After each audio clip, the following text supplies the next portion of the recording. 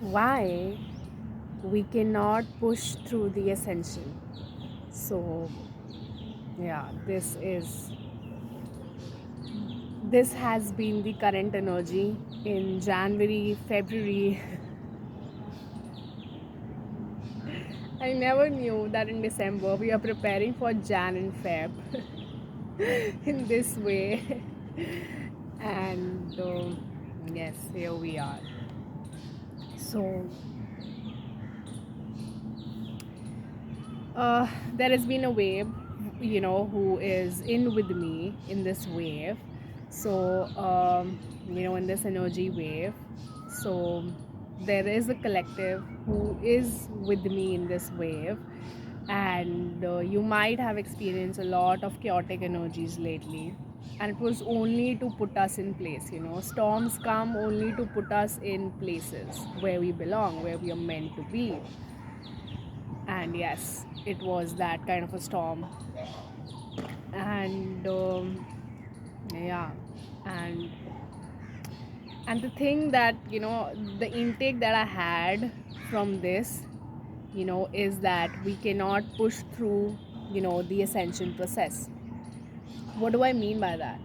So I'll give you a very nice example. So if you've known, how Britishers colonized the world, they recklessly got into it, right? They recklessly killed the cultures, the indigenous cultures, whether it was America, whether it was our India. They tried to kill the culture, the history. That's how they can rule, right? They recklessly uh, killed our forest, our mother forest. They recklessly, in the name of development, in the name of civilization. So they were very imbalanced masculine. Okay, they were very imbalanced masculinity. A balanced masculinity is always integrated with the feminine, right? But this was very imbalanced. It's a when we dominate over something, you know uh, then it's reckless, then it's very imbalanced, masculinity. When we try to take control, then we can push through. Okay, but when it comes to ascension, we cannot do that. Ascension is a it's a graceful process. That's why it has to take its own time. you know it has to happen in levels, right? We cannot push through it, right? And yeah, it has been that's what I saw. That's what I saw in between the storm. That's what I picked up, from this storm, from the energies of Jan and Feb. So we are not pushing through, you know and even if we are capable, you know let's say you're capable of driving Formula 1 car. Okay, let's say in your, you're capable of driving Formula 1 car, you're capable of the 5D. Okay, you're capable of the quantum, it, everything. But when it comes to driving, the 3D reality, yes, when it comes to driving the 3D reality, we cannot drive as if we we are the only one who's driving, right? There are people on the roads, right? We have to take care of them. We drive slowly, right, so that we don't spill any muddy waters on them. We drive in a very graceful way, right? So that we don't hit somebody, or there is a, let's say there's some animal out there. So we drive very consciously, right, in the 3D. So because there are other stuff as well, other souls as well, it it might slow down us, but we don't stop at the end of the day, but it might slow us down, right? So yeah, and it's good to slow down, because what we are trying to do is not dominate, right? Domination happens recklessly. Domination happens, people push through to control, they but what we are doing is ascension. What we are getting into is is and that's why it happens very slowly. That's why if you see, we have it in all generations, you know uh, yeah, especially the three generations. especially the three waves that we have. So ascension, it will always happen in generations, and it will always happen in waves. We have to make out the ripple, and in every generation we have to do that. So it's, of course, a God's mind, it's a God's ploy, it's a God's play.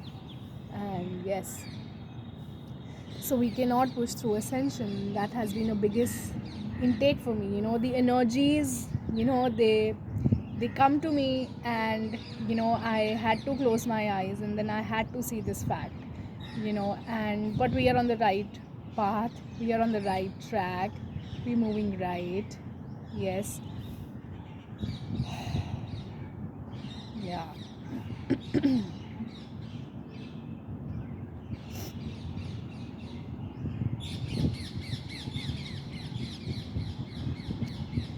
How recklessly people have thought spirituality was. They recklessly, they abandoned their families, they abandoned, they thought spirituality was some reckless thing. Like spirituality means it's about their own growth. It's evolution, it's about their own evolution. So they recklessly left with the responsibilities and everything, went up to the mountains, and they did what they did. So, I am not saying that we should do this, we should not this. There is no one rigid way, right? And we never know somebody's internal and external life. We never know about it. Yes, it's only, they know, and the God knows, what's inside them, and yeah. So we are nobody to judge at the end of the day. But this has also happened in the name of spirituality. What they have, the frauds, and all these people have made some people do that in the name of spirituality. Yeah, it has happened. Like evolution or ascension is just not about you. It is about, the life around you, the souls around you as well. And that's what I saw in the storm, and that's what I picked up, through this storm. That your evolution, should, you are not in evolution if it's not making out a ripple effect. And it's completely up to the other people how they take out, or how they see this ripple, or how they see your evolution. Not good with the throat, sorry. So not everybody is going to like, not everybody is going to like it, right? People are going to see, some people are going to see their shadows, some people are going to be inspired, or some people want to be in that road, some people can feel uncomfortable and just want to stay away from it. So we have no responsibility for how they choose it, but it has to have an impact. Even enlightened masters, when they are enlightened, they come back, right? They come back and teach the masses. They try to get them out, because they've seen it. They have seen it, and they want people to come out. Ultimately, right now, everyone's maybe they all are in their ego, and they do not realize, they do not realize the pain and suffering that they are into. When I see faces, there are times when I see smiling faces, or faces who are laughing in a hike, especially people sitting in roasting. People who are sitting in these roasting kind of shows and everything, they are there for a hike. Have you seen, if you've really observed them, then if you will really see it, then their laughter is very it's very artificial. Like they are pushing themselves to laugh, somehow. I don't know, I just feel that, it's not a natural laughter. They're there for a hike. People who are there in these roasting shows, and so yeah. It's, they are artificially laughing, they are there for a hike because they are so tensed and stressed about their things that they're not fulfilled inside, right? So they look for an artificial laughter, they look for an artificial smile, you know. जिसे हम कहते हैं तामसिक प्रकृति हो जाती है, right? We find we find hike in such things, so that's what I'm really trying to tell you, that yes, uh, people might think that they are happy or might think that, but at the core of it, everyone's higher selves want to come out of their own prison. They all want to liberate themselves, right? So yeah, I just want to tell that, everything is taken care of. We have our godfathers taking care, but yeah, we have to keep, of course, we have to keep walking our path, with all the truth, you know with all the truth in our hearts. So yes, we have to keep walking, we have to, you know yeah. So that was my biggest takeaway from this, the energies that have been there in, Jan and Feb. And I've been trying to record this video, you know, but there was a lot of, there was a lot of, I would say I was maybe overwhelmed by these energies, and I didn't know how to put it, but yeah, finally I'm able to put it, and that's what I really meant to say, that we cannot push through ascension, we have to walk it very gracefully, because we have, we are working towards, real masculine energies. Okay, we are integrating the authentic masculinity, which is Safa Chat from our planet, which is, which is rarely visible on our planet, Actually, I have a very good example, of sharing. I just saw a movie, Karate Kid, okay, 2010 movie it is, and saw that movie, and it's a best example, how it compares imbalanced masculinity and a balanced masculinity. So if you can watch it out, it's a beautiful movie. So there are these two teachers you will find, okay. They both teach karate, okay. One is like professionally, teaching karate. The other one is not doing that professionally, and of course he doesn't have students much. He has learned it from his own father, and the other one is carrying it out very professionally, and he's teaching moves, and there is a school that has opened, and there's thousands of students out there.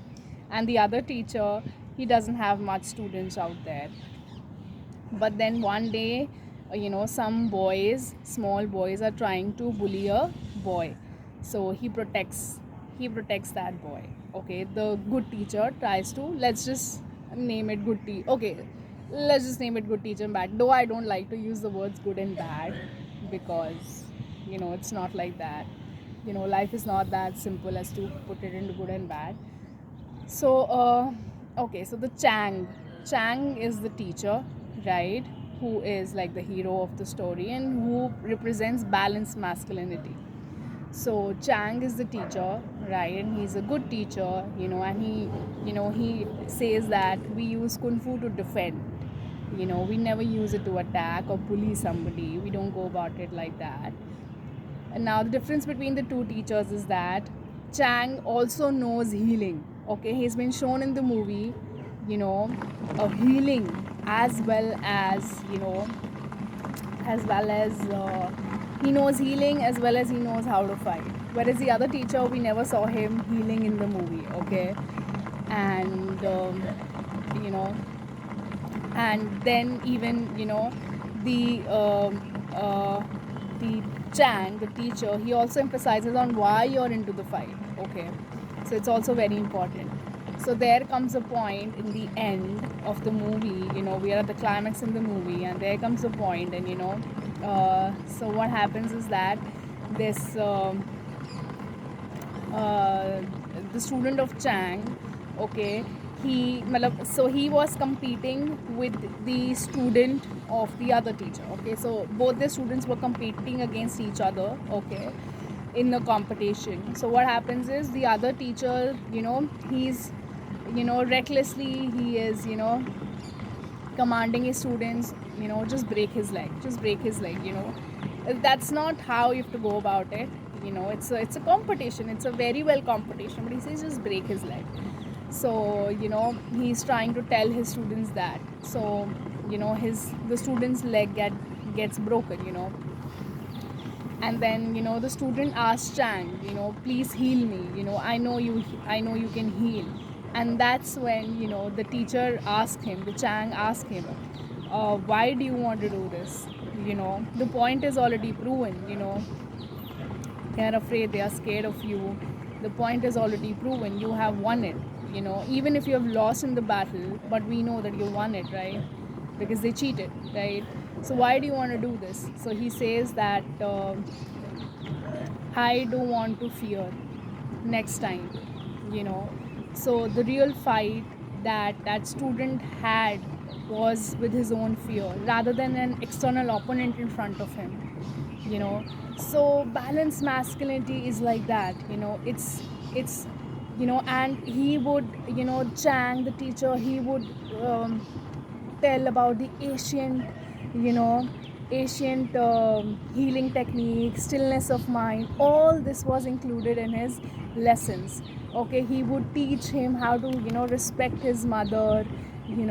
Chang would teach his student. So on one hand we see a very balanced masculinity, which is integrated with the feminine, right?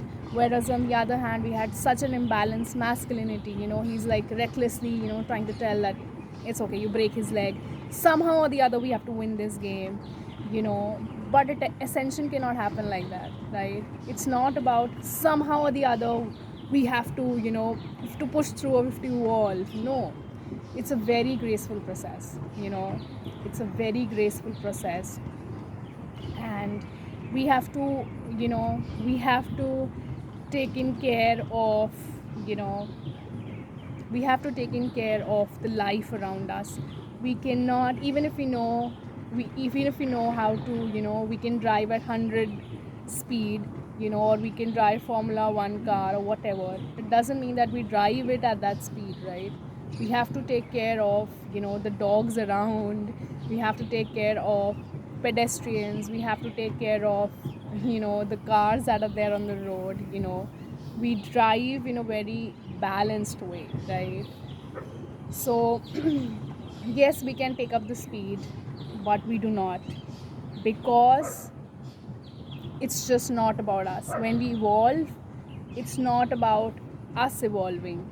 Okay, also another general way of expressing this would be that, let's say some people are really stuck into the dense mode. Okay, some people really choose that dense reality, right? Whereas for some, yes, they have gotten so low, or they get so stuck in a very dense reality. Okay, so but you and of course, let's say you had your spiritual awakening and everything has happened. So what do you push through that? Like you had a spiritual awakening, so what do? Let's say everything, but that's not how we go about life.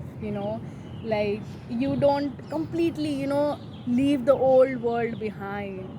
Okay, you somewhere you do have to take the responsibility for the dense reality that you are into. Even if you have chosen that on your own, or if, let's say, you have got stuck into it, let's say. Okay, and that can happen sometimes.